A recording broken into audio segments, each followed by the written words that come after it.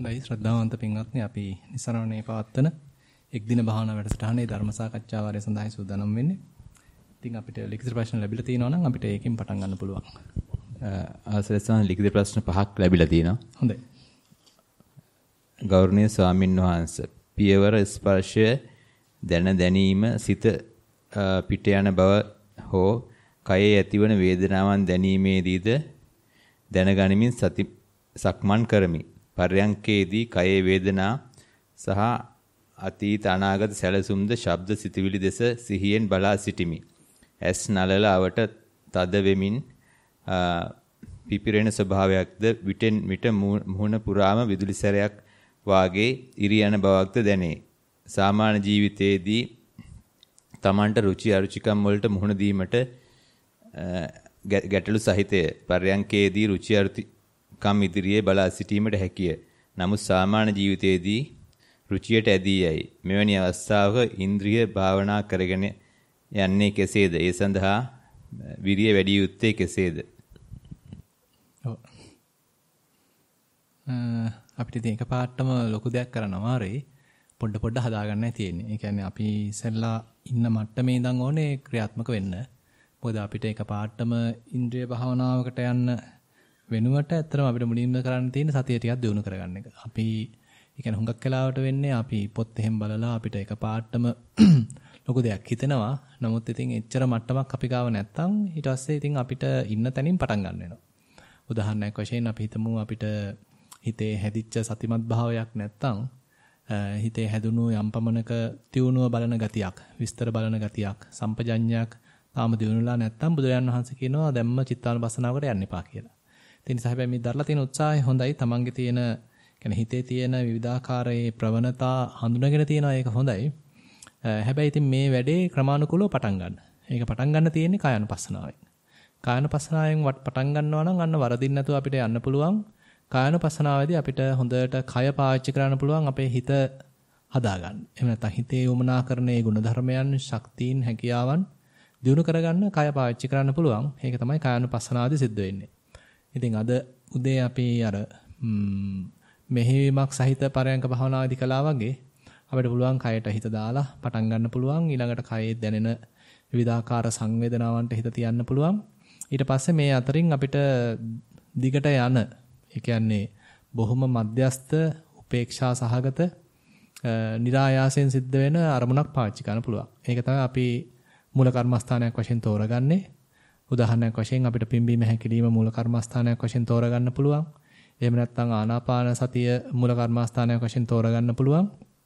ඒතර මේ වගේ ක්‍රියාවලියක් තෝරා ගැනීම තුළ එතනට අපි නැවත නැවත හිත නැංවීම තුළ මේ හිතේ විවිධාකාර ගුණධර්ම දියුණු වෙනවා. ඉතින් මේ ගුණධර්ම දියුණු වෙන සිතෙන් තමයි අපි පස්සේ ප්‍රයෝජනෙට ගන්නෙ. උදාහරණයක් වශයෙන් අපි දුමු මේ විදිහට නැවත නැවත මේ හුස්ම රැල්ලක් ගානේ බලන්න අපේ හිතේ සතිය කියන ගුණය දියුණු වෙනවා. ඒ කියන්නේ මේ හුස්ම රැල්ල නිරන්තරයෙන් නාසිකාග්‍රේ හම්බ වෙනවා. නාසිකාග්‍රේට පැමිණෙනවා. එතකොට අපි බොහොම දැනුවත් වෙනදලා මේ නාසිකාග්‍රේ දැනෙන හුස්ම රැල්ලට හිත තියෙනවා. එන හුස්ම රැල්ලක් ගානේ අපි එතන හිත තියෙනවා. එතකොට මෙතන මේ ඒ ක්‍රියාකාරීත්වය අපේ හිතේ විවිධාකාර හැකියාවන් දියුණු කරනවා. එකක් තමයි සතිමත් භාවය කියලා කියන්නේ. වර්තමාන මොහොතේ ඉන්න ගතිය අපි තුල දියුණු කරලා දෙනවා. එළඹි මොහොතේ ඉන්න ගතිය අපි තුල දියුණු කරලා දෙනවා. අපේ හිතේ සාමාන්‍යයෙන් එහෙම ස්වභාවයක් අඩුයි කියන්න පුළුවන්. මොකද අපේ හිත හරි කැමති මොනවා හරි වෙච්ච දෙයක් ගැන කල්පනා කර පසුතැවි ප්‍රශ්නයක් ඔස්සේ කල්පනා කර ඉන්න තමයි අපේ හිත සාමාන්‍යයෙන් කැමති. එහෙමත් නැත්නම් අනාගත සම්බන්ධයෙන් සැලසුම් හදමින් මේ මොන හරි බලාපොරොත්තු තියාගනිමින් ඒ විදිහට ගත කරන්න තමයි අපේ හිත කැමති. නමුත් මේ හිතට උවමනා කරන හිත ගොඩ ගැනීම පිණිස උවමනා කරන මේ ශක්තියින් දියුණු කරගන්න, හැකියාවන් දියුණු කරගන්න පැත්ත ඉතින් අපි පුහුණු වෙලාම ගන්න ඕනේ. මේ පුහුණුව තමයි අපි කරන්න උත්සාහන්ත වෙන්නේ. මුලින් පටන් ගන්න වෙන්නේ මං කිව්වා වගේ කායानुපස්සනාවකින්. මොකද එතන තමයි බැස ගන්න ලේසි මේ වැඩේට. කය දිහාම බලනවා, කයේ තියෙන විවිධාකාර ක්‍රියාවලීන් පාවිච්චි කරනවා අපේ හිතේ තියෙන ගුණ විශේෂයන් දිනු කරගන්න, හැකියාවන් දිනු කරගන්න. ඒ නිසා මම ආරාධනා කරනවා ඉස්සෙල්ලා මේ වගේ තැනකින් පටන් ගන්න. ඒ කියන්නේ ඉස්සරහට අපිට යන්න පුළුවන් ඔය කියන දේවල් හඳුනා ගන්න හොඳට හම්බ වෙනවා. විශේෂයෙන්ම කායानुපසනාවකින් පටන් අරගෙන හිතේ සතිය දිනු වේගෙන එනකොට ඊළඟට Tamanට තේරෙනවා. ඉස්සලා නම් අපි හිතමු සක්මන් භාවනාවක යෙදෙද්දි මට පුළුවන් උනේ පියවර 5ක් යන්න විතරයි. ඔන්න දැන් නම් මට පියවර 10ක් යන්න පුළුවන් කියලා අන්න Tamanටම තේරෙනවා මේ සතියේ වර්ධනයක්. අරමුණු දැන් සක්මන් මළුවේ අපි හිතමු මේ කොනේ ඉඳන් එහා කොනටම යන්න දැන් යන්න පුළුවන් වෙලා. හැරෙන තැනත් සතිය කඩා ගන්න නැතුව යන්න පුළුවන් වෙලා. එන ගමනත් සතිය කඩා ගන්න නැතුව එන්න පුළුවන් වෙලා කියලා අන්න Tamanටම තේරෙනවා මේ සතියේ වර්ධනයක්. ඒක ටිකක් එහාට ගියාට පස්සේ තමයි සතිය මේ මට්ටමට ටික ටික වර්ධනය වුණාට පස්සේ තමයි අන්න කෙනෙකුට සමාධියක් අත්දැක ගන්න හම්බෙන්නේ. හිත දැන් ඉන්නවා වමනා අරමුණේ. අපි දීපු අරමුණේ දැන් යන්න යා සතුටින් ඉන්න ගතියක්. අන්න හිතේ හැදෙනවා. ඉතින් අන්න ඒ විදිහට සතිය සමාධිය හදාගත්ත තත්වකින් තමයි අපිට ඊළඟට ප්‍රඥාවක් වඩන්න විපස්සනාවක් වඩන්න අවස්ථාව ලැබෙන්නේ. එතකොට අන්න පුළුවන් අපිට ඉන්ද්‍රිය භාවනාවකට යන්න.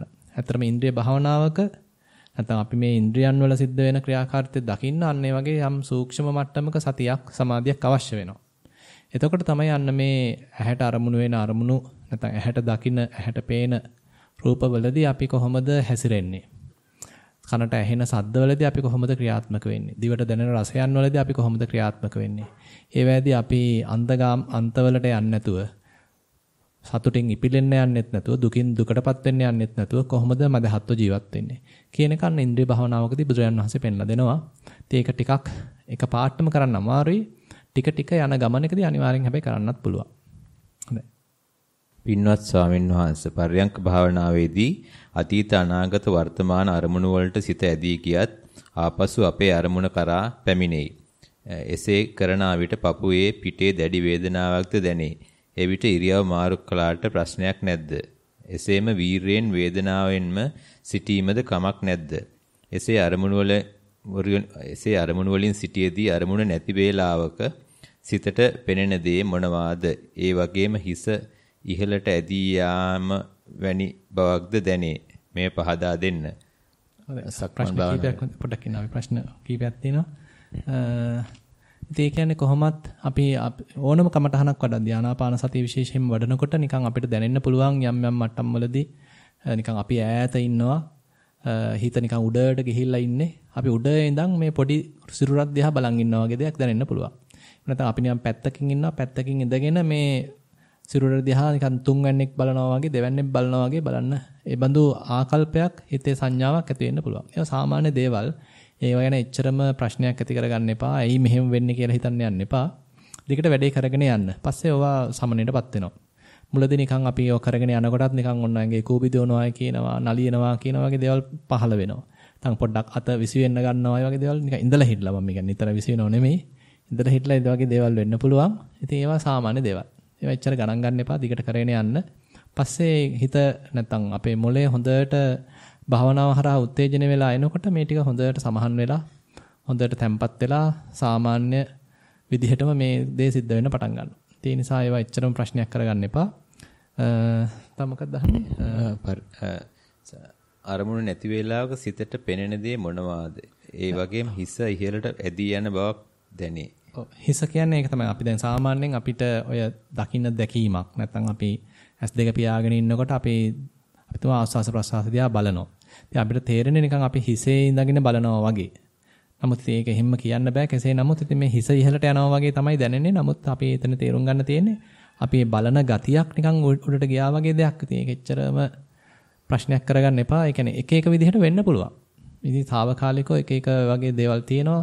පැත්තකින් ඉඳන් බලනවා වගේ පේනවා. උඩට ගිහිල්ලා බලනවා වගේ පේනවා. අපි නිකන් ලොකු වෙලා තියෙනවා වගේ පේනවා. නැත්නම් කෑලි වලට කැඩලා යනවා වගේ පේනවා. මේ දේවල් වෙන්න පුළුවන්. ඉතින් ලොකු ප්‍රශ්න කරගන්න එපා. භාවනාවේදී හම්බෙන අපේ ලොකු සන්නාසි කියන්නේ හුරතල් කියලා. ඉතින් හුරතල් බල බල යන්නයි තියෙන්නේ. ඔව්.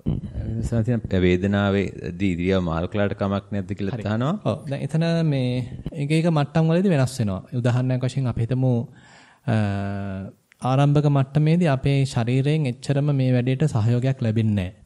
මොකද අපිට හුරු නැහැ මේ ඉරියව්වේ ඉඳගෙන. අපි හිතමු බද්ද පරයන්කෙන් ඉඳගෙන නැත්තම් එරමිනිය උතාගෙන ඉඳගෙන අපිට හුරු නැත්තම් අපිට පැය කාලක් විතර යනකොට මේක වද දෙන්න පටන් ගන්නවා. එතකොට ඔන්න රිදෙන්න පටන් ගන්නවා. ධනෙ රිදෙනවා, වදින තැන් රිදෙනවා, රිදෙන්න පටන් ගන්නවා. ඉතින් අපි එකපාරටම දැන් මෙතෙන්දි ක්‍රියාත්මක වෙන්න පුළුවන් ආකාර කීපයක් තියෙනවා. එකක් තමයි අපි එකපාරටම ටක් ගාලා වෙනස් කරන්න ගත්තොත් කැඩලා යනවා. ඒ කියන්නේ අපි දැන් හදාගෙන ආවනම් අපේ හිත පොඩ්ඩක් හරි ඒ හදාගත්ත ගතිය කැඩලා යනවා අපි එකපාරට ඉරියව් වෙනස් කරන්න ගත්තොත්. ඒ නිසා මෙතෙන්දී කරන්න පුළුවන් එකක් තමයි අපි හිතන්න ආනාපානේ නම් වඩන්නේ ආනාපාන සතිය නම් ආස්වාස ප්‍රස්වාස ක්‍රියාවලියේම හිත පවත්වනවා. ඒ අතර නිකන් හොරෙන් වගේ පොඩ්ඩක් ඉරියව මාරු කරනවා. සම්පූර්ණම ඉරියව මාරු කිරීමකුත් නෙමෙයි. පොඩ්ඩක් කකුල අපි තුන් කකුලන් දෙන්නේ කකුල පොඩ්ඩක් එහා මෙහා කරලා පොඩි වෙනස්කමක් කරහා මේ දැනට එන වේදනාව සමනය කරගන්නවා. ඒ වෙනස්කම අර කරගෙන ගියේ භවනාවට ලොකු බාධාවක් නොවන විදිහට තමයි මේ වෙනස්කම කරන්න ඕනේ. අරමුණ දිහාම බලාගෙන ඉඳද්දී වෙන පැත්තකින් වගේ මේ පසුබිමින් වගේ මේ ඉරියව්ව පොඩ්ඩක් මාරු කරනවා. ඒතර ඉරියව්වේ ඒ ආපු බාධාව පහව යනවා, වේදනාව දුර වෙලා යනවා. අපිට තවදුරටත් මේ කරගෙන යන භවනාව කරගෙන යන්න පුළුවන්. ඉතින් ඒක එක ක්‍රමයක්. පස්සේ ඉතින් අපි හිතමු හිත දැන් ටිකක් එකඟ වෙලා තියෙනවා. ඔන්න දැන් ආනාපානෙ ටිකක් වැඩිලා තියෙනවා. අරමුණට ඇසියුම් වෙලා තියෙනවා. හිත ටිකක් එකඟ වෙලා තියෙනවා. ඒ බඳු මට්ටමකදී අපි හිතමු වේදනාවක් එනවා නම් එතෙන්දිත් අර දේම උනත් කරන්නත් පුළුවන්. එහෙම නැත්නම් පොඩි උත්සාහයක් දරන්න පුළුවන් වේදනාවට හිත තියාගෙන. දැන් අපි ආනාපානෙට හිත තියනවා වෙනකොට වේදනාවට හිත තියෙනවා. වේදනාවට හිත තියාගෙන වේදනාව දිහා බලාගෙන ඉරියව මාරු කරන්න පුළුවන්. එතකොට අන්න තමයි තේරෙනවා මේ ඉරියව මාරු කිරීම හරහා වේදනාවේ අඩු වැඩි වීම, වෙනස් වීම, එහෙම නැත්නම් වේදනාව දුර වෙලා යාම තමයි තේරෙනවා. ඊට පස්සේ අපි තුමු වේදනාව දැන් දුර වෙලා ගියා, වේදනාව දැන් සමනයටපත් වුණා. අන්න ඊට පස්සේ අපි නැවතත් ආනාපානට එන්න පුළුවන්. ඒ නිසා මේ දෙකේම කිසි වැරද්දක් නැහැ. ඉතින් දෙවනියට කියපු දේ මේ හිමීට අපිට වේදනාවට පස්සනාවකට යන්න උනත් ඉස්සරහට පාර හදලා දෙනවා. මොකද පස්සේ අපි තුමු ආනාපාන සතියෙන් කෙනෙකුට වේදනාවට පස්සනාවට යන්න ඕන. එතකොටත් ඉතින් ඒ ක්‍රමය නැත්තම් ඒ හැකියාව තමන්ගේ හිතේ හදලා දෙනවා. ඒ විදිහට අර වේදනාව දිහා බලාගෙන අපි ඉරියව මාරු කරාම මොකද එතකොට නිකන් අපිට ඒකත් එක්ක නිකන් ගැටෙන්නේ නැතුව මේක වදයක් කරගන්න නැතුව වේදනාව දිහා බලාගෙන වේදනාවටත් මොකද වෙන්නේ කියලා අපි නිකන් ඒක අනුන්ගේ වේදනාවක් දිහා වගේ බලනවා. බලාගෙන මේ කටයුත්ත කරන්න පුළුවන්. හොඳයි. සක්මන් භාවනාව කරන විට හිත ඇතුලේ අරමුණු පැමිණේ. වර්තමානයේද ආපසු පැමිණේ. සමහර විටක සක්මන ඉක්මනින් යා හැකිය. යන එන සිහියද හොඳින් දැනේ. මේ පහදන්න. ඔව් මම නිකන් සක්මන ගැන ටිකක් විස්තර පොදුවේ විස්තර කියන්නම්. කියන්නේ සක්මන් භාවනාව අපි කරන්න ගියාම අපි තමු සක්මන් මළුවක් තෝරගන්නවා. නැත්නම් අපි තමු ගෙදර නම් පොඩි තීරුවක් Tamanට වෙන් කරගන්න පුළුවන් නම් ඒ වගේ තීරුවක් වෙන් කරගන්නවා. හිතට ලොකු බරක් කරගන්න නැතුව පොඩ්ඩක් එහාට මෙහාට යනවා. ගිහිල්ලා අපි මේ සක්මන තේරුම් ගන්නවා. නැත්නම් සක්මනත් එක්ක ටිකක් යාළු වෙනවා. අපි තේරෙනවා දැන් මෙච්චර දුරක් විතර තියෙනවා. මේ වගේ තැන්වල වලගොඩලි තියෙනවා. කියලා අන්න සක්මන ගැන යම් වැටහීමක් ඇති වෙනවා. ඊට පස්සේ තමයි අපි හිමීට පාදයක් පොළවේ වදිනවා. අපි දැන් වම් පාදේ නම් පොළවේ වදින්නේ. එතනට හිත තියන්න බලනවා. දැන් අපි පාදයක් පොළවේ වදිනකොට එතන දැඩිව දැනෙනවා අපිට. සාමාන්‍යයෙන් නිකන් ආනාපානයක් වගේ නෙමෙයි කකුලක් පොළවේ වදිනකොට ලොකු දැනීමක් ඇති වෙනවා. අන්නේ දැනීම ඇති වෙන වෙලාවේදී නිකන් සිහි කැඳවීමක් කරනවා. අන්න එතෙන්ට හිත පැමිණෙන්න. නැත්නම් අපේ අවධානය යොමු කරන්න. ඊට පස්සේ ඔන්න ආයෙත් ඊළඟ පාදයේ පොළවේ වදිනවා. ඒ වදිනකොට අපි දැන් විලුඹ නම් ඉස්සලා වදින්නේ. අන්නේ විලුඹ වැදීමත් එක්ක ඔන්න අපි නැවත නැවත එතෙන්ට අවධානය යොමු කරනවා. ඊට පස්සේ ඊළඟ පාදයේ ආයෙත් පොළවේ වදිනවා. ඒ වදිනවත් එක්ක අපේ අවධානයත් එතෙන්ට යොමු කරනවා. ඉතින් මේ විදිහට අපි මාරුවෙන් මාරුවට ඒ විලුඹේ නැත්තම් පාදයේ වදින අවස්ථාවක් පාසා එතනට අවධානය යොමු කරමින් යන්න උත්සාහන්ත වෙනවා. ඉතින් සමහරවිට මේකත් කරන්න අමාරුයි හිත එච්චරට පිට යනවා. එතෙන්දී අපිට ඕනනම් පුළුවන් මේ වැදුනේ වම් පාදේ නම් වැදුනට පස්සේ වම කියලා මෙනෙහි කරන්න. දකුණු පාදේ නම් වැදුනේ දකුණ කියලා මෙනෙහි කරන්න පුළුවන්. එතකොට වම දකුණ කියලා හොඳට මේ පාදය පොළේ ස්පර්ශ වෙනවා, ගැටෙනවා. ඒ වදින වාරයක් පාසා අපි ඒ පාදේ නම කියලා හිතින් මෙනෙහි කිරීමක් කරනවා. එතකොට හිතෙන් පිට යන ගතිය හුඟක් අඩුයි. හොඳට දැන් මේ හිත මේ අරමුණේ ඉන්න පටන් ගන්නවා. ඊට පස්සේ අපි හිතමු මේකත් අසාර්ථක නම් ඒත් හුඟක් හිත පිට යනවා නම් තව පොඩ්ඩක් ඕක පියවර කීපයකට කඩලා දෙන්න පුළුවන්. තව ටිකක් සංකීර්ණ කරලා දෙන්න පුළුවන්.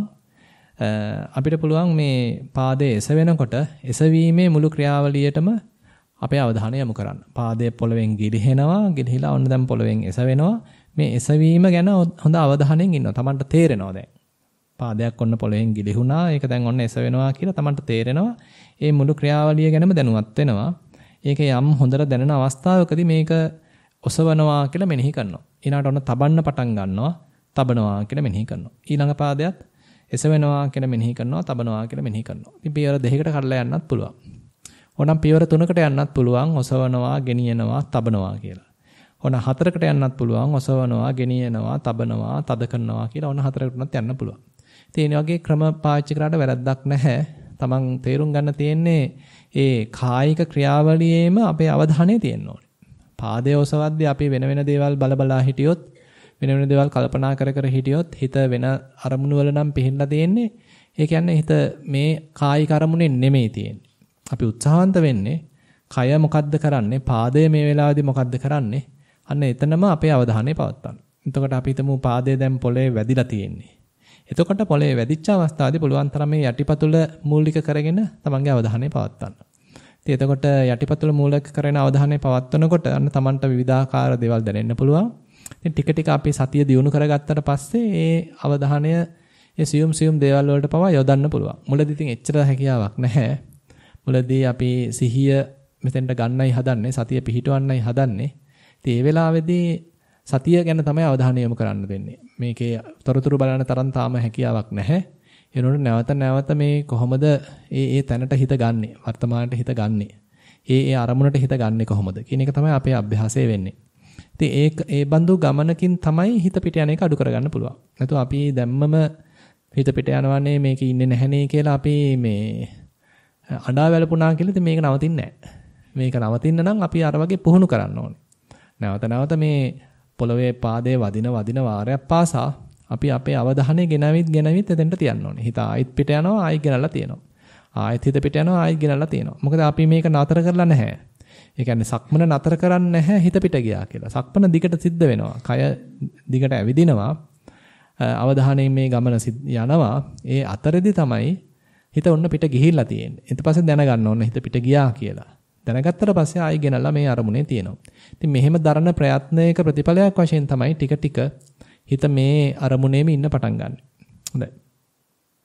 ගරු ස්වාමීන් වහන්සේ මම පර්යංක භාවනාව කරන්නේ බඩ පිම්බීම හැකිලිම මම මෙතන සිටනවා යයි වාඩි වුණ සැනින්ම සිත තැම්පත් වෙනවා. ටික වේලාවකින් සිත පිටත ගියත් අර ආකාරයටම සිදු වෙනවා.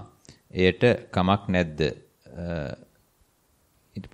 කියන්නේ හිත පිට ගියත් ආපහු ටික ආරකින් සිත පිටට ගියත් නැවත එම ආකාරයෙන්ම සිදු වෙනවා කියන්නේ මම හිතන්නේ නැවත එනවා කියන එක වෙන්නේ. ඒක තමයි ගැටලුවක් නැහැ. ඒ කියන්නේ අපි ඔතන අමුතුවෙන් මේ මොකුත් නීවරණ එකතු කරගන්න නැතුව ඉන්නයි තියෙන්නේ. අපි හිතන්න අපි පිම්බීමක් හැකිලීමක් ගානේ දැනුවත් වෙමින් කටයුතු කරා. ඒ අතරේදී ඔන්න අපි හිතමු ඔන්න පිම්බීම බලා ඉඳද්දී ඔන්න හිත පිට ගියා. ගිහිල්ලා හිතමු විනාඩියක් විතර අතරමං වෙලා ඉඳලා ඔන්න දැන් ආවා. ආවට පස්සේ අපි හිතමු මේ වෙලාවේදී සිද්ධ වෙන්නේ හැකිලීමක් නම් හැකිලීම බලන්න පටන් ගන්න. ආයේ මේ වෙච්ච දේ ගැන මොකක්වත් පසුතැවෙන්න යන්න එපා. එතන තමයි අපේ තියෙන දක්ෂතාවය. අපි හිතන්න ගියොත් අයියෝ මේ පිම්බීම් කීයක් දැන් අතරමං වුණාද නැත්නම් අතහැරුණාද ආහර්මේ ඒවා හිතන්න ගත්තොත් අපි ආයෙත් නීවරණයකට තමයි යන්නේ. ඒ වෙනුවට මේ වෙලාවේ දැන් ඔන්න හිත තමන් ගාවට පැමිණියා. පැමිණියාට පස්සේ මේ වෙලාවේදී සිද්ධ වෙන්නේ හැකිලීමක්. අන්න හැකිලීමට එතනට යෙදුවා. හැකිලීම බලන්න අන්න දැන් තමන් උත්සාහවන්ත වුණා. එතකොට අන්න දිගට යන්න පුළුවන්. සක්මන් භාවනාවේදී සිත ඒකාකාරී වෙනවා. ගමනක් යද්දී කෙසේද යා යුත්තේ? ඔය ඒකාකාරී බව නැති කරන්න කට්ටිය එක එක කරනවා. එයා කන් දෙකේ එකක් ගහගෙන යනවා, සින්දු අහගෙන යනවා. මොකද්ද ප්‍රයිවට් බස් වල ඉතින් ඔය සින්දු දාගෙන තියෙනවනේ ඒකාකාරීත්වය සම්පූර්ණ නැති කරනවා. අනිවාර්යෙන් ඉතින් භාවනාවේදී අපි එන්නේ ඒකාකාරීත්වයකට තමයි. මොකද බුදුරජාණන් වහන්සේ දීලා තියෙන හැම කමටහනක්ම බොහොම උපේක්ෂා සහගත අරමුණු. ඒකේ ලොකු අර්ථයක් තියෙනවා. ඒ කියන්නේ අපේ හිත සාමාන්‍යයෙන් මේ උපේක්ෂාවට හරි අකමැති. එයා ඉන්නෙම මේ අන්ත දෙකක. එක්කෝ සතුටේ එක්කෝ දුකේ. මේ සතුටේ දුකේ හිර වෙලා ඉන්න හිත දැන් මේ උපේක්ෂාවට ගැනීම හරහා තමයි නිදහස් කරගන්න හදන්නේ. ඒ නිසා ඒකේ ලොකු මේ ගැඹුරක් තියෙනවා උපේක්ෂා සහගත අරමුණකට හිත යෙදීම තුළ. අපි නිරන්තරයෙන් කරන්නේ මේ උපේක්ෂාවෙන් පැනලා යන එක. ඒ නිසා භාවනාවේදී ඒකාකාරීත්වයක් මතුවෙනවා කියන එකම ලොකු ජයග්‍රහණයක් කියලා හිතා ගන්න. මොකද අපි නිරන්තරයෙන් කරන්නේ මේ ඒකාකාරීත්වයෙන් පැන යාමක්. හිතන්න අපි ගෙදර ඉන්නකොට පොඩ්ඩක් හරි හිත ඒකාකාරී වුණා නම් අන්න අපි එක්කෝ යාළුවෙකුට කතා කරනවා. නැත්තම් ඔන්න ටීවී එක දිහා බලනවා. නැත්තම් රේඩියෝ එක දිහා බලනවා. නැත්තම් රූප මේ මොකද්ද මේ පරිගණක ගාවට යනවා. නැත්තම් පත්තරයක් බලනවා. නැත්තම් ඉතින් කාගේ හරි ඕපදූපයක් කතා කරනවා. මොනවා හරි කළා අර මේ ඒකාකාරීත්වයෙන් පැනලා යන එක තමයි අපි කරන්නේ. නමුත් භාවනාවේදී මේ දීලා තියෙන හැම අරමුණක්ම හරිම ඒකාකාරයි. හරිම උපේක්ෂා සහගතයි. ඉතින් ආස්වාසයක් ප්‍රස්වාසයක් බලනවා කියන එකදී මුලදී හොඳටම නිින්ද යන වැඩක්. දැනටවත් කීප දෙනෙක් නිදි. ඒ පිටිපස්සේ සෑහෙන පිරිසක් නිදි. මේ ආනාපානේ බලලා වෙන්නේ නැති සමහර විට. හුඟක් දෙනෙක් ඉතින් වෙනටත් නිදි. ඉතින් මොකද මේ හරි ඒකාකාරී. කරන්න තියෙන වැඩේ මෙතන දැන් හිතන්න කවුරු හරි ගෙනල්ලා ඔන්න බෲස් ලීගේ පෙනෙනවා කියන චිත්‍රපටිය. කට්ටිය ඉතින් කටත් අරගෙන බලන් ඉන්නේ. ඒතකොට නිින්ද යන්නේ නැහැ. භාවනා කරන්න ආවම සෑහෙන පිරිසක් ඉතින් එක්ක කිරාව වැටෙනවා, හවස බාගෙට නිදි. දෙතුන් දෙනෙක් ඇහැරලා ඉන්නවා.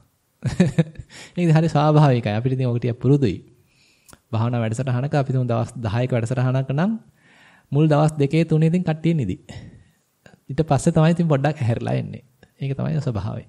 මොකද අපි ඉන්නෙම හරිම මේ උද්වේගකර පරිසරවල. ගෙවල් දොරවල් වල තියෙන්නේ බොහොම උද්වේගකර පරිසර. අපේ රූපවාහිනියක් දැම්මත් ඒකේ ඉන්නේ බොහොම උද්වේගකර මේ තොරතුරු. අපි පත්තරයක බලන්නෙත් ඒ වගේ දේවල්. ඉතින් අපේ හිත පුරුදුලා තියෙන්නේ හරිම අර ඒ වගේ ගොරහැඩි දේවල් වලට හිත පුරුදුලා තියෙන්නේ. ඉතින් අපි මෙතනට ඇවිල්ලා මේ ඊතා සියුම් අරමුණක් බලන්න මේක හිත යදවපු ගමන්ම හිත නින්දට වැටෙනවා. හරි මේ ඒකාකාරී කියලා ඉතින් අපි ඕකෙන් නැගිටලා යන්න තමයි හදන්නේ. ඒ නිසා භාවනාවේදී මේ ඒකාකාරීත්වය එකwidehatකින් Tamanට ලැබෙන අභියෝගයක් කියලා ගන්න. ආස්වාස ප්‍රස්වාස ක්‍රියාවලියම හරි ඒකාකාරී. ඊළඟ පිම්බීම හැකිලිම ක්‍රියාවලියම හරි මේ ඒකාකාරී. වම දකුණ දෙයක් බලනවා වම දකුණ කියලා මේ පාදයක ක්‍රියාකාරීත්වය බලනවා කියන එකම හරි මේ ඒකාකාරී. හැබැයි මේකේ මේ ඒකාකාරීත්වය ජය ගන්න වෙන්නේ අන්න හිමීට නීවරණ ටික යටපත් වුණාම. අපේ හිතේ කාමච්ඡන්දය ඔඩු දුවලා තියෙන තාක්, කාමච්ඡන්දේ රජ කරන තාක් අපේ හිත එකඟ වෙන්නේ නැහැ.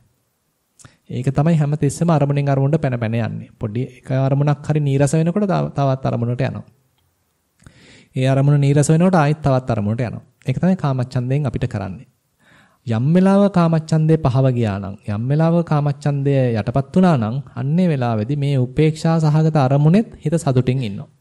එතකොට මේ හුස්ම රැල්ලම අර කලින් ඒකාකාරී කියලා දැකපු හුස්ම රැල්ලම දැන් බොහොම ලස්සන හුස්ම රැල්ලක් බවට පත් වෙලා. සෑම හුස්ම රැල්ලක් පාසා ප්‍රීතිය දනවන තත්වයකට යෝගාචරයට පැමිණෙන්න පුළුවන්. ඒ නිසා මේ කෙරෙන ක්‍රියාව එකපාරට Tamanට හම්බෙන්නේ නැහැ. එකපාරට මේ හැකියාවන් දිනු වෙන්නේ නැහැ. ටික ටික කරගෙන යන්න. කරගෙන යනකොට අනිවාර්යෙන් මේකේ ප්‍රතිඵල තියෙනවා. අනිවාර්යෙන් Tamanට තේරෙවි මේ හුස්ම රැල්ලක් කියන්නේ කොයිතරම් සොඳුරු අරමුණක්ද, කොයිතරම් සියුම් අරමුණක්ද, මේකේ කොයිතරම් නික්ලේශීව ඉන්න පුළුවන්ද, මේ තුළින් කොයිතරම් නිරාමිස ප්‍රීතියක් විඳ ගන්න පුළුවන්ද කියලා ඉතින් Tamanට කාලයක් යනකොට තේරෙනවා. සංසේකෙම තව කැලලක් තියෙනවා. නිදා ගන්නා විට කෙසේද සිතේ කාර්මුණක තබාගත සිටින්නේ? එදිනෙදා වැඩ සිහියෙන් කරමි. මොකද නිදා ගන්නා විට? නිදා ගන්නා විට කෙසේද සිතේ කාර්මුණක තබාගෙන සිටින්නේ?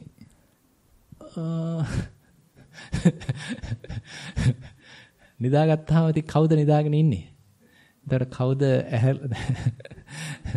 ඉතින් ඒක අපිට ඇත්තටම පාලනයෙන් තොරයි කියලා තමයි කියන්න වෙන්නේ. ඉතින් නිදාගත්තාම අපි ගැඹුරු නිින්දදී නම් හිතන්න පුළුවන් මේ හිත යම් පමණකට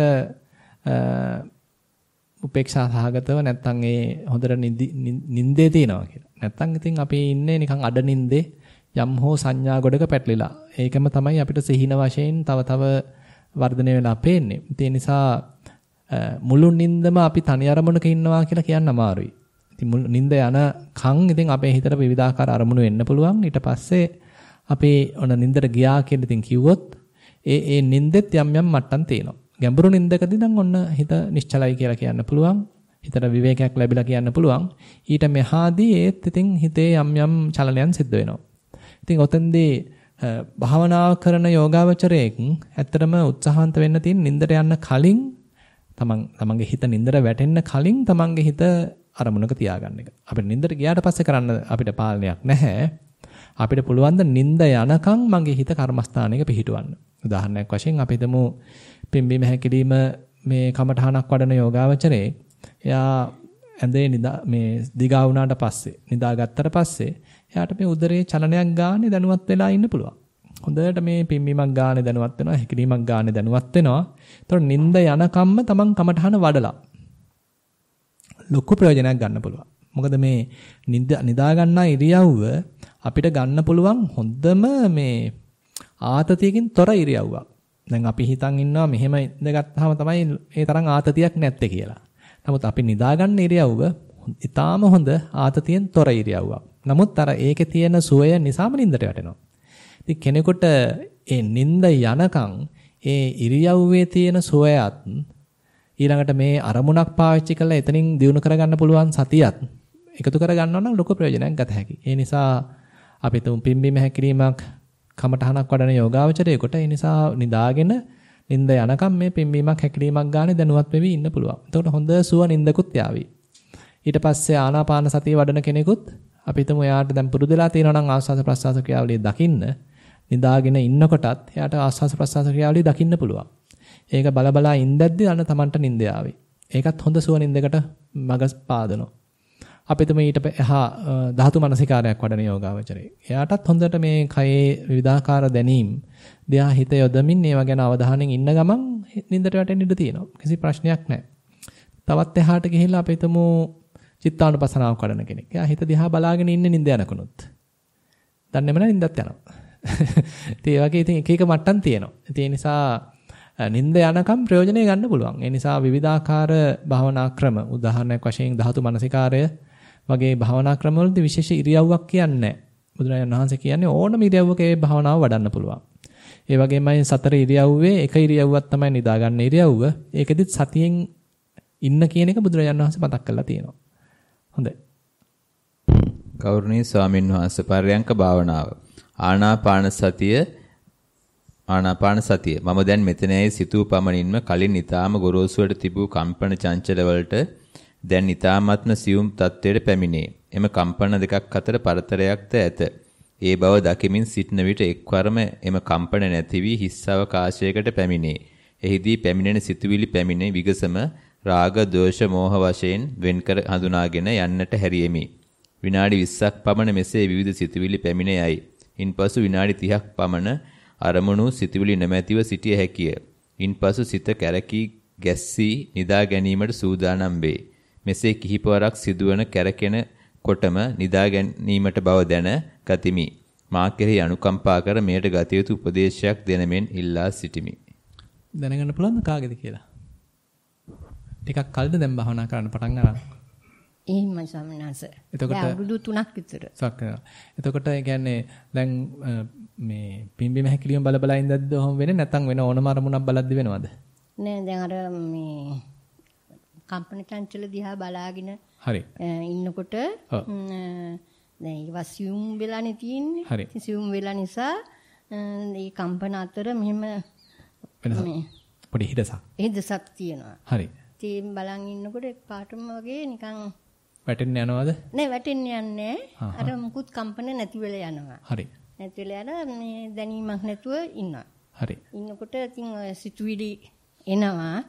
ඉතින් ඒවා එක ප්‍රපංච කරන්නේ නැතුව හරි. ඒවා අතහැරලා දෙන්න පුළුවන්. විනාඩි 20ක් විතර වගේ කොහොමද විවිධ සිතුවිලි එනවා. ඊට පස්සේ සිතුවිලිත් නෑ. ඉතින් විනාඩි 30ක් විතර වගේ සිතුවිලි නැතුව ඉන්නවා. හොඳයි. සිතුවිලි නැතුව ඉඳද්දී හිතේ අරමුණක් මොකක්වත් අහු වෙනවද? වේදනාවක් අහු වෙනවද? නැත්නම් මොකක්වත් නැහැ. හොඳයි. නෑ සමහරක් වෙලාවලට ආනාපානෙ චුට්ටක් අහු වෙනවා. හරි. සක්මනේ තවතුරු කොහොමද? සක්මන හොඳට කරන්න පුළුවන්. ගිය සැරේ ඔබ වහන්සේ කිව්ව විදිහට අර මේ පය තදට තියලා ඒ පයේ තදවීම අර පය උස්සනකොටම තදවීම නැති වෙන හේතුඵල ධාමට අනුව මේ විදිහට සක්මන් කරන්න පුළුවන්. දැන් ඒ කියන්නේ පොඩ්ඩක් ඕකේ අරමුණේ ඇතිවීම නැතිවීම ස්වභාවය දකින්න පැත්තට දාගන්න පුළුවන් නම් තව ප්‍රඥා පැත්තක් වැඩෙනවා. ඒ කියන්නේ දැන් හිතන්න කම්පන චංචල ස්වභාවයන් දැනෙනවා. හිතන්න දැන් කම්පනයක් කියලා කියන්නේ එතන නිකන් හට ගැනීමක් තියෙනවා අවසානයක් තියෙනවා. දැනීමක හට ගැනීමක් තියෙනවා අවසානයක් තියෙනවා. ඊට පස්සේ ආයෙත් තවත් දැනීමක හට ගැනීමක් තියෙනවා අවසානයක් තියෙනවා. ඒතකොට මේ කම්පනයක් පාසා අපිට මේක අර්ථ දක්වන්න පුළුවන් මේක දැනීම් රසක්. දැනීමක හට ගැනීමක් අවසානයක්. දැනීමක හට ගැනීමක් අවසානයක්. මේක අර යහුසුලුව සිද්ධ වෙනකොට අපි කියනවා මේක කම්පනයක් කියලා. කම්පන රසක් නේ ভাইබ්‍රේෂන් එකක් කියලා කියනවා. කම්පන රසක්. එහෙම නැත්නම් අපි පාදයක් පොළවේ තියෙනවා. පාදයක් පොළවේ තියද්දි මෙන්න මේ ස්පර්ශයත් එක්ක අපිට දැනීමක් පහළ වෙනවා. එතනත් ඉතින් තව නුවණ දියුණු කරගන්නත් පුළුවන්. ඉතින් හැබැයි ඒකදී තව ගැඹුරට යත හැකි. දැන් ඒ කියන්නේ හිතන්න දැන් අපි පාදයක් පොළවේ තියෙනකොට මුළු පාදයේම එකපාර වදිනවත් නෙමෙයි වෙන්න පුළුවන්. සමහර ලාවට මේ සියුම්ම තන විලුඹේ එක කොටසක් වදිනවා. ඊට පස්සේ එතන දැනීමක් පහළ වෙනවා. ඒක අවසන් වෙනවා. ආයෙ ඔන්න තව තැනක් වදිනවා. ස්පර්ශ වෙනවා. ඒකට අනුරූපව ඔන්න ආයෙ තව දැනීමක් පහළ වෙනවා. ඒකත් අවසానයි.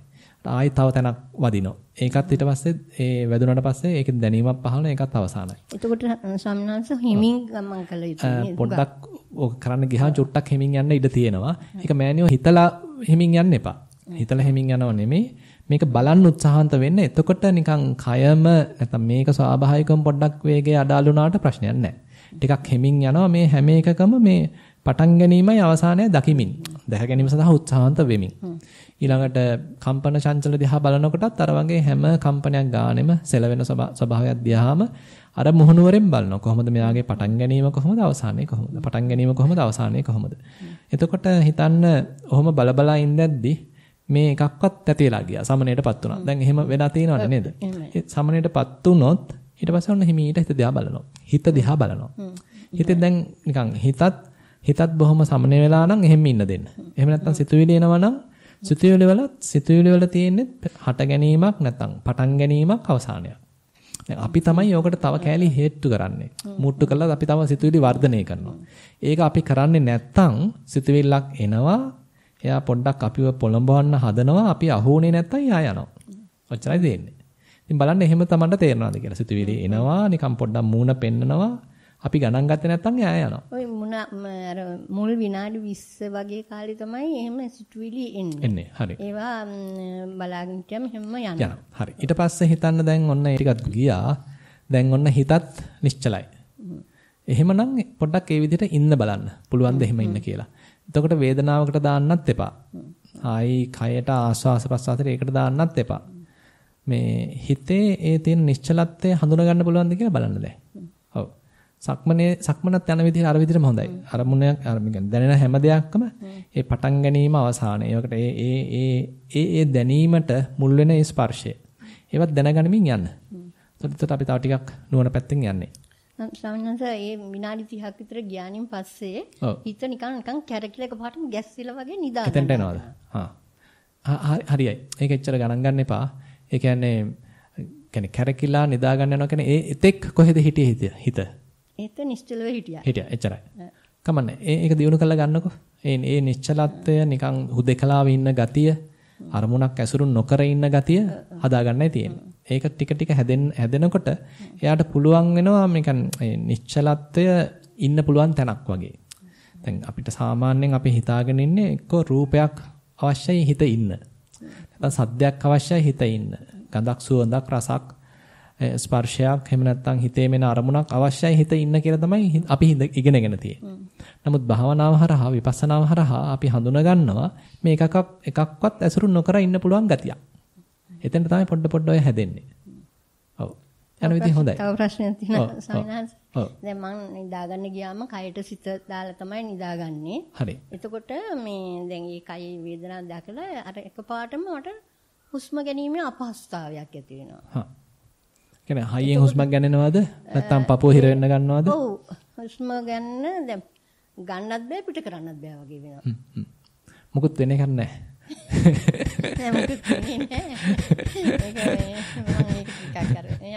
හරි. මොහොම යන්න මෑණි. ඕක මගහැරලා යනවා. හොඳයි. පෙරවන් සම්මයි. හොඳයි. ඊළඟ ප්‍රශ්නේ මොහොතක් පාසා සලායතන හරහා ඇතිවන අරමුණු නේද අපි මම කරගන්නේ. ඒ ඇතිවන සිත දෙස බලා සිට එය මගේ කර නොගෙන සිටීමට මගේ කරගෙන නොසිටීම හරිද? ආනාපාන සතියේ සක්මන් භාවනාවෙත් කරන්න අවශ්‍ය එයමද පහදා දෙන්න. ඔය පැති කීපයක් ඉතින් කතා කරන්නේ. කියන්නේ ආනාපාන සතියේ මුල් කොටස් වල ඉතින් ඔච්චර දෙයක් අපිට කරන්න අමාරුයි. ආනාපාන සතිය වැඩෙන මුල් මට්ටම් වලදී අපි නිකන් සිහිය පිහිටවන්න සතිය පිහිටවන්න දරන උත්සාහයක් තියෙන්නේ. හැබැයි ඉතින් ආනාපාන සතිය හොඳට වැඩිලා අපි හිතමු හොඳට හුස්ම රැල්ල තැම්පත් වෙලා කයේ විවිධාකාර ප්‍රීති ස්වභාවයන් සුඛ ස්වභාවයන් පහළ වෙලා ඉන් එහාට ගිහිල්ලා අපි හිතමු ඕනනම් චිත්තානුපසනා මට්ටමක් වගේ ගියාම ඕනනම් ওই මට්ටමට ගන්න පුළුවන්. ඒ කියන්නේ ඒ වගේ හොඳට හිත වැඩිච්ච මට්ටමකදී අන්න මේ විවිධාකාර ඉන්ද්‍රයන්ගෙන් ඒ ඉන්ද්‍රයන්ගෙන් අරමුණු ගනිද්දි හිත හැසිරෙන්නේ කොහොමද කියලා බලන්න පුළුවන්. ඒක ඇත්තටම ධම්මානුපස්සනාවට වගේ අයිති කොටසක්. ආයතන පබ්බේදී හිම බුදුරජාණන් වහන්සේ පෙන්ලා දෙනවා. ඇහැට රූපයක් සම්මුඛ වෙනවා. ඒ හරහා ඔන්න හිතේ යම් කැමැත්තක් අකමැත්තක් පහළ වෙන්න පුළුවන්. සංයෝජනයක් පහළ වෙන්න පුළුවන්. අපිට ඒතකොට ඒකත් දැනගන්න පුළුවන්. ඇහැ ඔන්න දැන් තමයි හටගත්තේ. ඇහැ මෙතෙක් වෙලා අරමුණකට ගියේ නැහැ. එහෙම නැත්නම් දැකීමේ ක්‍රියාවක් සිද්ධ වුණේ නැහැ. ඔන්න දැන් දැකීමේ ක්‍රියාවක් සිද්ධ වුණා. මෙන්න මේත් එක්කම ඔන්න දැන් එක අතකින් චක්කු ආයතනයක් හටගත්තා. මේ පැත්තෙන් රූප ආයතනයක් හටගත්තා. ඒත් එක්කම ඔන්න හිතේ කැමැත්තක් පහළ වුණා. අන්න ඒක සංයෝජනයක් කියලා නැත්නම් මේ ක්ලේශයක් කියලා හඳුනා ගන්න පුළුවන්. ඉතින් ඒ වගේ අපිට මේක දකින්න පුළුවන් නම් එතන මේ ආයතන ක්‍රියාකාරීත්වය ආයතන වල හට ගැනීම දකින්න පුළුවන් නම් ලොකු භාවනාවක්. ඒක හොඳ භාවනාවක්. ඉන්ද්‍රිය භාවනාවක් කියලා කියන්න පුළුවන්. එහෙම නැත්නම් ආයතන සම්බන්ධයෙන් කරන භාවනාවක් කියන්න පුළුවන්. ඉතින් මේ දේ දකින්න පුළුවන් නම් හිතේ ලොකු විපර්යාසයක් සිද්ධ වෙනවා. හිත ටික ටික කෙලෙසොන්ගෙන් මිදෙන්න පටන් ගන්නවා. හිත ටික ටික නිදහස් වෙන්න පටන් ගන්නවා. ඒ නිසා මේ භාවනාව කාට හරි වඩන්න පුළුවන් නම් දිගට වඩන්න කිසි ප්‍රශ්නයක් නැහැ. ඉතින් ඒකේ සූක්ෂමව දකින්න ඕනේ හැබැයි. ඒ කියන්නේ දැන් අපි හිතන්න අපි තාම දකින්නේ මේ කෙනෙක් පුජ්‍යලයක් වශයෙන් නම් එච්චර ඒකේ ලොකු ප්‍රයෝජනයක් නැහැ. ඒ කියන්නේ අපි ඔන්න දකින්න. දැකපු ගමන් ඔන්න අපි හඳුන ගන්නවා මේ ඉන්නේ අම්මා. මෙතන මේ අම්මා ඇති වුණා අම්මා නැති වුණා කියලා භාවනාවක් කරන්නේ නැහැ. ඒක එහෙම සම්මුති මට්ටමක් නෙමෙයි මේ කතා කරන්නේ. මෙතන කතා කරන්නේ මෙතන ඔන්න ඇහැක් තියෙනවා රූපයක් නැත්නම් වර්ණ සටහනක් හටගත්තා. ඒක ඊතරම නැතිලා ගියා. ඇහත් එතන ඇතිලා නැතිලා ගියා. වර්ණ සටහනත් ඇතිලා නැතිලා ගියා. ඒ හරහා මගේ හිතේ කැමැත්තක් පහළ වුණා නම් මගේ කියන වචනයත් අවශ්‍ය නැහැ. හිතේ කැමැත්තක් පහළ වුණා නම් අන්න ඒකත් ඇතිලා නැතිලා ගියා. ඔය වගේ මේක තාම සූක්ෂමව දකින්න පුළුවන් නම් ඉතින් ඉන්ද්‍රිය භාවනාවකට යන්න පුළුවන්. මේ දැන් අනිත් පැත්තෙන් කියනවා නම් ඉතින් මේක මේ විදිහටම කරන්න ඕනෙත් නැහැ. ඕනම වෙලාවකදී අපිට ස්කන්ධයන් සම්බන්ධයෙන් අපිට රූපස්කන්ධය සම්බන්ධයෙන් අපේ හිතේ උපාදානයක් ඇති වුණා නම් හිතේ කැමැත්තක් ඇති වුණා නම් නැත්නම් අකමැත්තක් ඇති වුණා නම් මේ ඕනම තැනකදී ඒ මම කියලා මගේ කියලා ගන්නෙ නැතුව ඒ ඇතිවෙච්ච උපාදානය දැකලා අයින් කරන්න පුළුවන් නම් අන්න අපිට හිත නිදහස් කරගන්න පුළුවන්. ඒ වගේමයි හිතේ පහළ වෙන යම් සංඥාවක් හිතට යම් හෝ අරමුණක් ආවා මොකක් හෝ පුංචි සංඥාවක් ආවනම් ඒක තේරුම් අරගත්තා ඒකට අහු වෙන්නේ නැතුව ඒක බැහැර කරන්න පුළුවන් නම් අතහරින්න පුළුවන් නම් අන්න හිත නිදහස් කරගන්න පුළුවන්. ඊළඟට අපේ හිතේ ඔන්න ද්වේෂයක් පහළ වුණා, රාගයක් පහළ වුණා, මෛත්‍රියක් පහළ වුණා, ශ්‍රද්ධාවක් පහළ වුණා. මේ කොයි දේත් මම මගේ කරගන්න දෝ අතහරින්න පුළුවන් නම් අන්න හිත ටික ටික නිදහස් වෙන්න ගන්නවා. ඒ නිසා මේ ඉන්ද්‍රිය පැත්තෙන් නැත්නම් ආයතන පැත්තෙන් වෙන්නත් පුළුවන්, ස්කන්ධ පැත්තෙන් වෙන්නත් පුළුවන්. මේ කොයිම හෝ අවස්ථාවක මම මගේ කරගන්න නැතුව මේ කටයුත්තේ යෙදෙනවා නම් ගැඹුරු භාවනාවකට යනවා කියන්න පුළුවන්. එච්චරයිනේ. හොඳයි. මේ අපිට ලැබිලා තියෙන ලිඛිත ප්‍රශ්න එපමණයි. කාට හරි වාචිකව ප්‍රශ්නයක් යොමු කරන්න තියෙනවා නම් අවස්ථාවක් තියෙනවා. අද මේ කෑම එච්චර හොඳ නැද්ද ලක්මල්? කට්ටියනේ නිදාගෙන වගේ ඉන්නේ. ගක් කලුත් ඈත් ඉන්නවද? ඔව්. අනෙක් කෙනෙක් ඉදිරියපත් වෙනවා. හරි. දැන් අපි එහෙම තමුන් රුචි දෙයක් හරි අරුචි දෙයක් හරි දැක්කහම ඒක තමුන්ට දැනෙනවනේ දැක්ක ගමන්ම මෙහෙම අදහසක් තමුන්ගේ හිතේ පහළ වුණා කියන. එතකොට ඒ පහළවීම විතරද දකින්න ඕනේ එහෙම නැත්නම් ඊට පස්සේ ඒකට වීරයක් කරන්න ඕනද එහෙම දෙයක් නොදකින්න? නෑ නොදකින්න කියලා එකක් නෙමෙයි. බුදුහාමුදුරු පෙන්වන්නේ දැක්කට පස්සේ දැන් අපිට තේරුණා නම් මේකේ මනාපයක් පහළ වුණා කියලා අපි උත්සාහන්ත වෙන්න ඕනේ ආයි මැද්දට ගන්න. දැන් ඉන්ද්‍රිය භාවනා සූත්‍රයේදී ඒක තමයි බුදුහාමුදුරු මතු කරන්නේ. ඒ කියන්නේ දැන් ඇහෙන් රූපයක් දැක්කා දැකීම හරහා හිතේ ලොකු සතුටක් පහළ වුණා කියලා හිතන්න. නමුත් අපි ඊට කලින් හඳුනගෙන ඉන්නවා නම් උපේක්ෂාවක්. ඒ කියන්නේ අපි ටිකක් ඊට කලින් භාවනාවක් වඩලා තියෙන්න ඕනේ. කායानुපසනාවක් වේදනානුපසනාවක් කරහා ගිහිල්ලා අපිට හම්බුණා නම් හොඳ පවතින්න පුළුවන් උපේක්ෂාවක්. හිත තියෙනවා මොකක්වත් ඇසුරක් නොකර. එතන තමයි ගන්න තියෙන උපරිම උපේක්ෂාවක් වෙන්නේ. ඒ මට්ටමේදී හිත රූපයකට ගිහිල්ලත් නැහැ, සද්දයකට ගිහිල්ලත් නැහැ.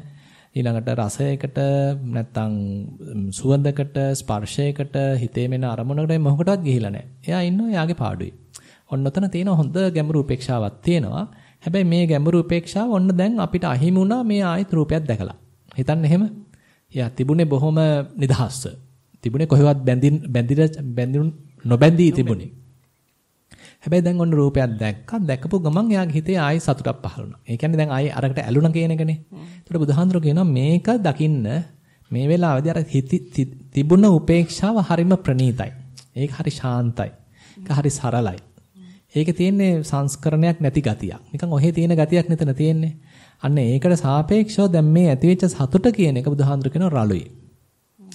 තිබුණ තැනට සාපේක්ෂව දැන් මේ ඇතිලා තියෙන සතුට උනත් ඒ සතුට හරි රළුයි. කියලා අන්නේ රළු බව, හෝලාරික බව දැකලා ආයෙත් අර හිත උපේක්ෂාවට ගන්න කියනවා.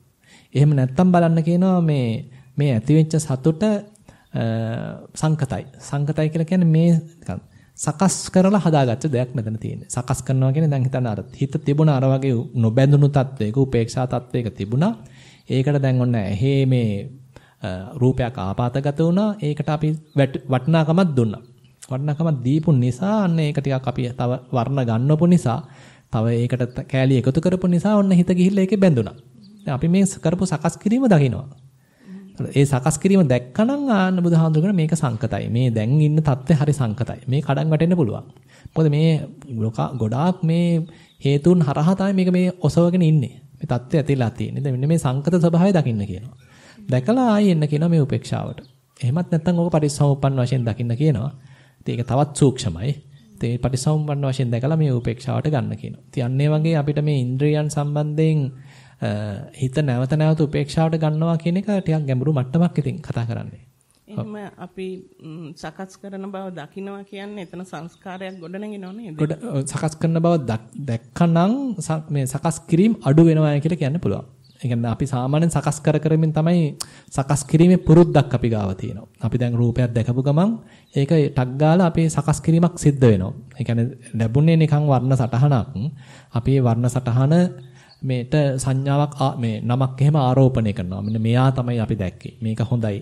මේ පාට හොඳයි. මේක රතුයි. මේක සුදු පාටයි කියලා අපි මේ ඉගෙනගත දේවල් ටික නැත්තම් අපේ හිතේ තියෙන සංඥා ටික ඒකට ගලපලා ඒකට අනුව අපේ තියෙන රුචි අරුචිකම් ටික තව දානවා. ඔය ඔක්කොම ටික අපි ටක් ගාලා කරනවා. ඒ කියන්නේ මේ ටික වෙන්න වැඩි වෙලාවක් යන්නේ නැහැ. ඒක මොහොතකින් ඔක්කොම වෙලා ඉවරයි. ඉතින් අපිට පුළුවන් නම් ඒ අපි අතින් දාන ටික දකින්න අන්න පොඩ සකස් කිරීම අඩු වෙනවා. සකස් කිරීම අඩු වෙලා අන්න අර කියන්නේ බාහ්‍ය සූත්‍රයේදී එහෙම දිත්තමත්තම් භවිස්සති. සකස් කිරීම අඩුයි. දැක්කා පමණින් නතර වෙනවා. නේ එතකොට ස්වාමීන් වහන්සේ අපි සාමාන්‍ය ජීවිතේ ඉන්නකොට මම තමයි පළවෙනි ප්‍රශ්නේ ලිව්වේ. හරි. සාමාන්‍ය ජීවිතේ ලොකු හමුදුරු කියලා තියෙනවා ගොඩක් වෙලාවට දැන් භාවනාව සාමාන්‍ය ජීවිතයට දාලා බලන්න කියන එක. හරි. එහෙම කිව්වම දැන් සාමාන්‍ය ජීවිතේ වෙච්ච දෙයක් හින්දා මම ඒක ලිව්වේ. හරි. උත්සවයකට ගිහින් බලන් ඉන්නකොට ඒකෙදි තිබිච්ච සංගීතයක් ඒකේ රුචි බව හොඳට දැනුණා. ඒ හින්දා ඒ වෙලාවේ රුචියෙන් අහනවා මම ඒකට කැමැත්ත කියන එකක් දැක්කා. ඒත් ඒක ඇහුවා. ඒක වැරද්දක්ද කියලා නෑ එතන තියෙන සතිය පිහිටීමක්. සතිය පිහිටියනේ. එතන දැන් අපිට සාමාන්‍යයෙන් වෙන්නේ සතියක් නැත්තම් ඔය මෑනියෝ දැන් කරපු එක කරන්න බෑ. අපි තනි කර අරකේ මුලාවටපත් වෙනවා. අරකෙම අපි නිකන් විනාඩ නටනවා, ගයනවා, අරකෙම නිකන් වහලෙක් බවට පත් වීමක්. දැන් ඔන්න මේ වෙනුවට අර එතන එන හඬක් තේරුම් ගත්තා. ඒකට මගේ හිතේ තියෙන කැමැත්තත් රුචියත් තේරුම් ගත්තා. දැන් නිකන් අපි දෙවන්නේක් වෙලානේ. මේ මුළු ක්‍රියාවලියම අපි නිකන් පැත්තකින් ඉඳගෙන වගේ සිද්ධ වෙන දේ බලනවා. ඒක වඩා හොඳයි. කිසි ප්‍රශ්නයක් නැහැ. ඒ වගේම ඊට පහුවදත් ආපහු ඒ වගේ උත්සවයකදී ඒ වගේ සංගීතයකට ගියා. නමුත් මම ඒකට කැමති නෑ. මගේ අරුචිය මට හොඳටම දැනුණා. මට හැබැයි S2 පියාගත්තාම හොඳට හුස්ම රැල්ල දැක්කා. ඒ වගේ ඊළඟ දවසේ කොහෙවත් ගියේ නැද්ද? ඊළඟ දවසේ කොහෙවත් යන්නේ ඒ අරුචියයි රුචියයි අතර දැන් ධම්මජීව හමුදුරෝ පහුගිය දවස්වල සති සම්පජාන සූත්‍රය කියපු එක අහපුවම මට හිතුණා කොහොමද අපි එතනින් එහාට සතිය යොදන්න ඕනේ. ඒ වගේම එතනදී කියනවා උත්සාහ කරන්න ඕන අර වීරයේ හතර ආකාරයට ඒක කොහොමද යොදා ගන්න ඕනේ කියන එක. ඒක අපි ටික සතිමත් වෙන්න අර ඒ දකින්න ඇහෙන ඔය විවිධාකාරයේ අරමුණු වල මුලා වෙන ගතිය පොඩ අඩු වෙන්න ගන්නවා. අපි ඒවා නෑහෙනව නෙමෙයි, නොපෙනෙනව නෙමෙයි. හැබැයි Taman දන්නවා. මේක මේ තාමත් ඉතින් ඉන්නේ සම්මුති ලෝකේ. මේ ඉන්නේ අහවලා කියලා අපි හඳුනා ගන්නවා. හැබැයි ඒකත් දැනගෙන තමයි සිද්ධ වෙන්නේ. මේ ඉන්නේ ඔන්න අපි තුමු මගේ දරුවා. දැන් ඔන්න දරුවා කියන එක අපිට තේරෙනවා. ඊට පස්සේ ඔන්න දරුවා ගැන කැමැත්තක්. හිතේ ඇති වෙනවා. ඒකත් තේරෙනවා. දැන් එතකොට අර මේ හිතේ ක්‍රියාකාරීත්වය දැක දැකනේ අපි වාසය කරන්නේ. තාම අපි මේකෙන් ගැලවිලාම නැහැ. හැබැයි පොඩ්ඩක් හරි අර ඒකේ නිකන් අර ආවේගශීලී වීමක්, හැඟුම්බර වීමක් දැන් පොඩ්ඩක් හරි අඩු ගතියක් එන්න පුළුවන්. මොකද අපි මේකේ අහු වෙලා නැහැ. තාම ඉතින් අරමුණු වලට හිත තියනවා. ඒකේ ඇලුම් කිරීම, ගැටුම් හිතේ පහළ වෙනවා. හැබැයි දැන් ඒක දැක දැක සිද්ධ වෙන්නේ. ඉතින් ඒක එහෙම තමයි පටන් ගන්න වෙන්නේ. එහෙනම් ඒක ඔය දෙයට වෙන්න දෙන්න තව සතිය දියුණු කරන්න. සතිය දියුණු කරන්න ඉතින් අපි ඔතන නතර වෙන්නේ නැහනේ. සතියට තව එකතු කරන්න ඕනේ ප්‍රඥාවක්. සතිය ප්‍රඥාව එකතු වෙලා තමයි ටික ටික හිත නිදහස් වෙන්නේ. ඔව්. තෙරුවන් සරණයි. තෙරුවන් සරණයි සමනහස්. හරි. අලුත් කට්ටියට ඉඩ දීලා අපි නිශ්ශබ්දව ඉන්න හැදුවේ හරියන්නේ. ඒගොල්ලෝ නිශ්ශබ්දයි. සමනහස් මේ දැන් සිත නිශ්චිත අවස්ථාවේදී සිතුවිලි වලින් තොර අවස්ථාවේදී හදිස්සියකවදීවත් නෑ.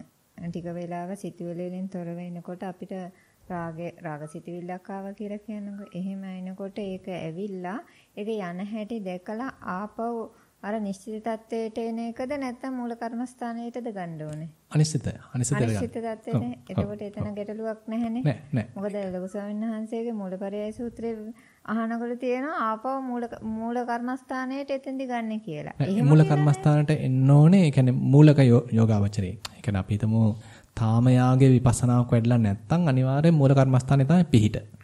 දැන් අනිශ්චිත මට්ටමට හිතෙනවා කියන්නේ මූල කර්මස්ථානේ අවශ්‍ය නැහැ දැන් එයාට. එතකොට අපවතෙන් යන්න ඕනේ අවශ්‍ය නැහැ. ආයි මොකක්වත් අසුරු නොකරන තත්යකට උපේක්ෂාවට ගන්න පුළුවන් නම් හරි. ඔව්. හොඳයි. තේරුම් ගන්න.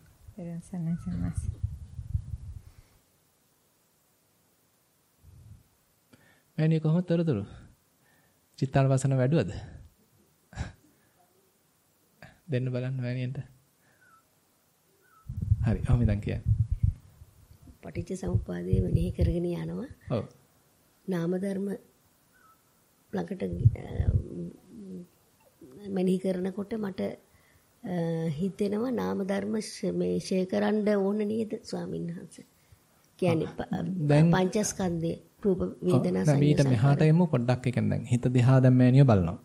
හිත දිහා බලනකොට මොකද්ද ඒ කියන්නේ හිතේ සිතුවිලි දිහා බලලාද ඒවා නාම ධර්ම වශයෙන් හඳුනගන්නේ? නෑ මට ස්වාමීන් වහන්සේ පටිච්චසමුප්පාදේ මෙනෙහි කරන්න කිව්වනේ. සිතුවිලිත් කරනවා. සිතුවිලි දිහා බලගෙන ඉන්නකොට ගොඩක් වෙලාවට දැන් සිතුවිලි දැන් ඒ පහළ වෙන සිතුවිලිම තේරුම් ගන්න මේවා එන නාම ධර්ම. ඔව් දැන් ඒක නිකන් හිතන්න මෙහෙම. එහෙම තමයි හිතන්නේ. ඔව් ඒ කියන්නේ දැන් අපි හිතමු හිත තිබුණා නිදහස්ව මොකක්වත් අසුරු නොකර ඒ බඳු ස්වභාවය නිකන් හිතන්න මේක නිකන් ඇල් වතුර ටිකක් කියලා. ඇල් වතුර ටිකට ඔන්න අපි දානවා සීනි ටිකක්. ඇල් වතුර ටිකට දානවා ඔන්න තේ ටිකක්. මොන හරි දෙයක් වර්ණයක් දානවා. දැම්මහම වෙන්නේ දැන් මේකේ තිබුණ මේ මොකක්ද කියන්නේ රස කියනකට වඩා මේකේ තිබ්බ පැහැය දැන් සම්පූර්ණයෙන් වෙනස් වෙනවානේ. මොකුත් පැහැයක් නැති ගතියක් තිබුණේ. දැන් මේවා දැම්ම නිසා මේක පැහැය වෙනස් වුණා. අන්න ඒ වගේ තමයි අපේ හිතේ තියෙන්නේ මොකක්වත් පැහැයක් නැති ගතියක්. නැත්තම් බොහොම පිරිසුදු ගතියක්. ඒ පිරිසුදු ගතියට අන්න හිතට ආපු මොකක්කෝ අර බාහිර දෙයක් හදා මේක දැන් වර්ණ ගැන්නුණා. කියලා ඒ දේ දකින්න පුළුවන්. එතකොට මේ ඒ ආපු දේ නාම ධර්ම කියලා වශයෙන් හඳුනා ගන්න පුළුවන්. ඔව්. එහෙම තමයි කරගෙන යන්නේ. එතකොට මේ රූප වේදනා ඒවා ක්ෂණයක් පාසා නැති වෙනවා ඇති වෙනවා කියලා හැඟීමක් එනවද? එතකොට මට හිතෙනවා මේ නාම ධර්ම ශේ කරගන්න සතිය තිබුණොත් පුළුවන් වෙයි. අනිවාර්යයෙන් සතිය නැතුව කරන්න බෑ. ඉතින් ඒ නිසා දැන් ටිකක් සතිය ඉස්සරහට ඇවිදilla තියෙනවා කියලා දැනෙනවා. ඒ ටික කියන්නේ නාම ධර්ම සියුම්ව දකින්න පුළුවන් වෙන්නත් සියුම් සතියක් අවශ්‍යයි. ඒ කියන්නේ අපි ගාව කියන්නේ සාමාන්‍ය වම දකුණ බලන සතිය නෙමෙයි. ඔය කතා කරන්නේ ඊට වඩා බොහොම සූක්ෂම සතියක්. ඒ සූක්ෂම සතියකින් තමයි ඔන්න අපි හිත දිහා බලාගෙන ඉන්නේ. හිත දිහා බලන් ඉන්නකොට හිතන්න මෙහෙමත් ඕන මට උපමාවක් දෙන්න පුළුවන්. හිතන්න මේ හිත කියන්නේ අපි හිතමු කණ්ණාඩියක් කියලා. ඒ කණ්ණාඩිය ඉස්සරහට ඔන්න කවුරු හරි එනවා. එතකොට තමයි මේ කණ්ණාඩිය නිරූපණය වීමක් සිද්ධ වෙන්නේ. දැන් මේ එන කට්ටිය තමයි හරියට නිකන් නාම රූප කියලා කියන්නේ. අර කණ්ණාඩිය තමයි විඥානය කියලා කියන්නේ. අන්න ඒ වගේ. දැන් මේ මෙයාට හැබැයි මුකුත් නැහැ. මුලින් හිතන්න මේක ඉස්සරහ මොකක්වත් නැත්තම් මේක තියෙන නිකන් හුදු හැකියාවක් පමණනේ තියෙන්නේ. මෙයාට නිකන් පරිවර්තනය කිරීමේ හැකියාවක් තියෙනවා. නිරූපණය කිරීමේ හැකියාවක් පමණයි මෙතන තියෙන්නේ. හැබැයි තාම නිරූපණය කිරීම සඳහා මොකෙක් කවුරුවත් නැහැ. කිසි දෙයක් නැහැ. හැබැයි ඔන්න දැන් මේක ඉස්සරහට මොකක් හරි ආවට පස්සේ යන ටක් ගාලා ප්‍රතිබිම්බයක් නිරූපණය වෙනවා. ඔන්න ඒ වගේ අපේ හිතෙත් තියෙනවා නිකන් නිරූපණය කිරීමේ හැකියාවක්. ඒ හැකියාව සහිතව නිකන් ඉන්න පුළුවන් ඉතින්. ඒ රූපේ නැති කරන්නනේ අපිට අවශ්‍ය වෙලා තියෙන්නේ. රූපෙන් නැති කරන්න. නැෂේ කරන්නනේ. දැන් අපිට නාම ධර්ම නැති කරන්නනේ. නෑ එහෙම නැති කරනවා කියනකොට අපි කරන්න ඕනේ නෑ. නැති වීමක් වෙන්නේ සාමනස. ඔව් ඒක හරියි. වීමක් වෙන්නේ. ඒක දකින්න. ඒ කියන්නේ අපි ඒගොල්ලෝ ආවට පස්සේ සතියෙන් හිටියොත් ඒක දකින්නේ නෑනේ. නෑ අපි සතියෙන් ඉන්නකොට අවධානයෙන් ඉන්නකොටනේ මේක දැනෙන්නේ ඔන්න දැන් ආවා කියලා. ඊට පස්සේ අපි මේකට අහුුනේ නැත්තම් අපි පෝෂණය කරේ නැත්තම් ඒගොල්ලෝ අනිවාර්යෙන් යනවා. ඒක ධර්මතාවක්. ඒ කියන්නේ ඒගොල්ලන්ට තනියෙන් ඉන්න බෑ. ඔව් අපි එහෙම කරන්නේ සිහියෙන්නේ. සිහියෙන් ඉන්නේ. ඔව්. එතන තියෙන්නේ නිකන් අර දැන් උතන මෑනියෝ මේ පැටලලාද මොකක් හරි සතිය කියන එකත් තව එකක් වශයෙන් අරගෙනද එහෙමද? නෑ මම හිතුවේ දැන් නාම ධර්ම මට මෙනෙහි වෙනකොට මට නිකමට හිතුණා මේ සතියෙන් හිටියොත් මේ ප්‍රශ්නේ මේ ඉවරයි. වේද කියලා. ඉවර වෙනවද කියලාද? හා. නෑ ඒක තමයි සතියයි. මම සම්මාසිකෙන් අහන්න හිටියේ අපිට කරන්න තියෙන්නේ ඔය ඔක්කොටම එකම දේ සතිය නේද කියන එක. එහෙම හොඳ වැටුණා නම් හොඳයි. ඒක තමයි ඒක සතිය කියන්නේ මෙහෙමයි. බුදුහාඳුර එක එක විදිහට කියනවා. බුදුරජාණන් වහන්සේ කියනවා අනිශ්චිතෝ අනුපාදානෝ සතෝ බික්කු පරිබ්බජේ කියලා. ඔය මේ සුත්ත නිපාතේ එහෙම එනවා. ඒ කියන්නේ හිත අනිශ්චිතව තියාගන්න. මොහොකවත් ඇලෙන්නේ නැතුව මොහොකවත් එකවත් ගැටෙන්නේ නැතුව බොහොම නිදහස්ව. බොහොම ස්වාධීනව තියාගන්න. එහෙම තියාගෙන ඉඳද්දි ඊළඟට කියනවා අනුපාදානෝ. දැන් මොහක උපාදාන කරන්නත් එපා. ඊළඟට කියනවා සතෝ සතිමත්ත. එතකොට මේ ඔක්කොම සහිතයි කියන්න පුළුවන්. එතකොට මේ හැකියාව යම්ස යෝගාවචරයේ තුළ තියෙනවා නම් එයා ඉන්නේ දැන් මොකක්වත් ඇසුරු නොකර මොකක්වත් උපාදාන කරන්නෙත් නැහැ. හැබැයි හොඳ අවදියෙන් ඉන්නේ. එතන තමයි සතිමත් බව තියෙන්නේ. කියන්නේ සතිමත් බව අපි දැන් අර මුල් කාලේදී අපි කතා කරන සතිය හිතන්න මේ දැන් අපි දත් මදිනකොට සතිමත් වෙනවා, ඇවිදිනකොට සතිමත් වෙනවා. මේ එක මට්ටමක සතියක්නේ. ඊට පස්සේ ඕක තව වර්ධනය වෙනවා. හිතන්න ඊට පස්සේ ඔන්න ඉන්ද්‍රිය මට්ටමකට වර්ධනය වෙනවා. එතකොට යෝගාවචරය හඳුන ගන්නවා මෙහෙම සතියක් කියලා එකක් තියෙනවා කියලා හඳුන ගන්නවා. ඊට තවත් ඕක වර්ධනය වෙනවා. ඔන්න බල මට්ටමකට එනවා. එයාට සතිය නැති උනායි කියලා කම්පාවක් නැහැ. එච්චරට ඔන්න දැන් හිතේ හැදෙනවා සතියක්. ඊට පස්සේ නිකන් નિરાයාස සතියක්. ඉතින් යාට නිකන් කොහොමත් සතියේ තමයි ඉන්නේ. අන්‍ය වගේ තත්වයකට එන්නේ. ඒ නිසා අනිශ්චිත මට්ටමක් කියලා කියන්නේ નિરાයාස සතියක් තියෙන මට්ටමක්. එයාට අලුතෙන් ආයේ සතිය පැවැත්විය යුතුයි කියලා මතක් කරලා දෙන්න අවශ්‍ය නැහැ. සතිය පැවැත්විය යුතුයි කියලා යාට මුකුත් වෙහෙසක් දරන්න, වෑයමක් දරන්න ඕනේ නැහැ. සතියෙමයි ඉන්නේ. ඒක යාගේ නිකන් යාගෙම ඇතුළෙම තියෙන හැකියාවක් බවට පත් වෙලා දැන්. ඒ නිසා අපි හිත දිහා බලාගෙන ඉන්නකොට හිත Tamanට තේරෙනවා නම් මේ අරමුණු එනවා යනවා. ඒ මට්ටම කියන්නේ ඉතින් අපි සතිය තුළම තමයි ඉන්නේ. ඒ අරමුණු එනකොට දැනෙනවා මේ. ඔව්.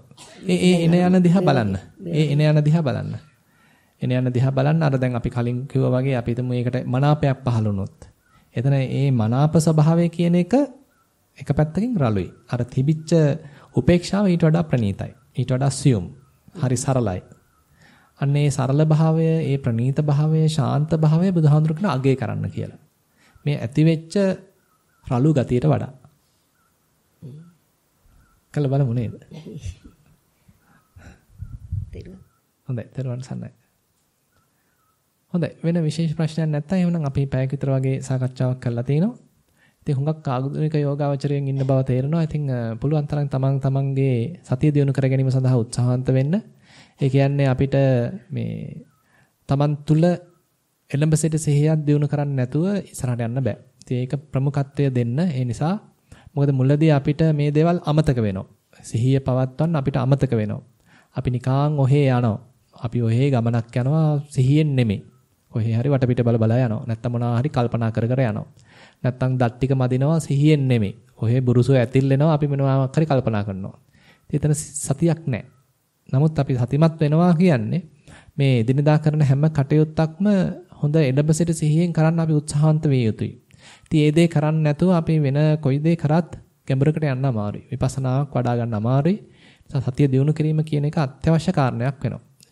ඒ නිසා පොඩ්ඩක් කට්ටියම නිදිමත මේ දුරු කරගෙන දැන් සක්මන් භාවනාවකට යන්න කියලා ආරාධනා කරනවා. සියලු දෙනාටම තෙරුවන් සරණයි.